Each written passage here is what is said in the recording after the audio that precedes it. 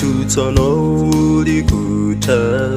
tadutsa njira zoopsa takumana ndi zochuluka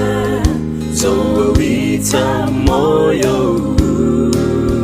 tilimbike kumenya nkhondo posachedwa tigonjetsa kona watu walinda mwamba posachedwa tifika kwathu komwe zowawa kulileko tagongerani ogomana naye Yesu benzi lopambana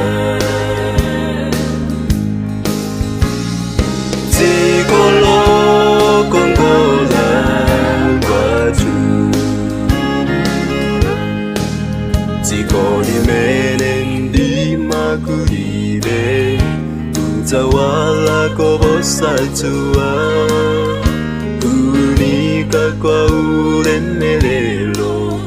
kudzakhala nyali yathu sikudzakhala nsoza chisoni Yesu dzachotsa misonzi yose dzakomanda bwenzi kwathu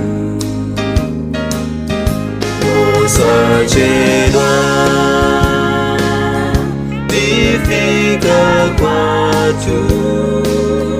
komwe zowawa kulibeko